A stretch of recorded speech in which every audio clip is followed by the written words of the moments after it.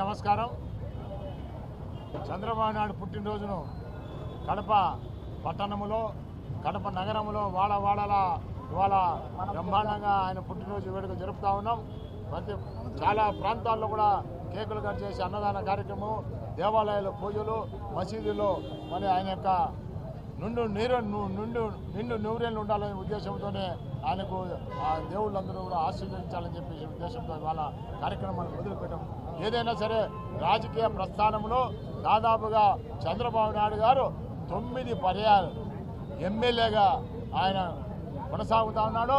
అదేవిధంగా భారతదేశంలో ఎమర్జెన్సీ తర్వాత చంద్రగిరి నుంచి మొట్టమొదటిగా ఎమ్మెల్యే అయినటువంటి సందర్భం. అంజయ్య పీరియడ్లో ఆయన సినిమాటోగ్రఫీ పురావస్తు శాఖ క్యాబినెట్ మంత్రిగా పనిచేసినటువంటి వ్యక్తి. అదేవిధంగా 89 నుంచి కూడా ఈ రోజు కూడా కుప్పంలో శాసనసభ్యుడిగా కొనసాగుతూ ఉన్నాడు. ఆయన రాజకీయ ప్రస్థానం దాదాపుగా 50 సంవత్సరాలు పూర్తి చేసుకుని ముందుకు వెళ్తూ ఉన్నాడు. కాబట్టి ఏదేమైనా సరే ఆయన చేసినటువంటి అడుగులు, ఆయన చేసిన హైదరాబాద్ ఒక హైటెక్ సిటీగా పేరొందుతూ ఉంది. ప్రపంచ దేశంలోనే ఇవాళ వేలాది మంది, లక్షలాది మంది నిరుద్యోగులకు ఉద్యోగాలు కల్పించినటువంటి సంస్థ ఇవాళ ఐటీ సంస్థ.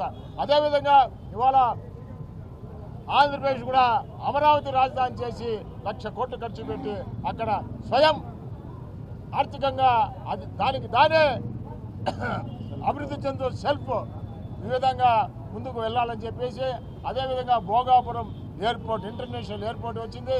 అదేవిధంగా Vijayawada airport international, Tirupati airport international, Kadapa airport కూడా త్వరలోనే ఇంటర్నేషనల్ ఎయిర్పోర్ట్ చేయబోతానని చెప్పి తెలియజేస్తూ ఉన్నాం. ఏదేమైనా సరే ఆయన యొక్క విజన్ దాదాపుగా 20 సంవత్సరాలు ముందు చూపు ఉంటుంది. కాబట్టి అటువంటి వ్యక్తి మన భారతదేశంలో ఇవాళ దేశ రాజకీయాలను శాసిస్తున్నటువంటి వ్యక్తి చంద్రబాబు నాయుడు గారు, తెలుగుదేశం పార్టీ. కాబట్టి ఏదేమైనా సరే ఇవాళ కార్యకర్తలకు గుర్తింపు వచ్చిందంటే అది ఒక తెలుగుదేశం పార్టీ నారా చంద్రబాబు నాయుడు ఆ రోజు ఎన్టీ రామారావు ఓనమాలు నేర్పించాడు. ఇవాళ ఆయన పదవులు ఇచ్చి గౌరవిస్తాడు. కాబట్టి యువగలం మా యువనేత లోకేష్ బాబు గారు కూడా ఇవాళ ముందడుగు ఉండి ఇవాళ ఈ కార్యక్రమాలను చేస్తున్నాడు.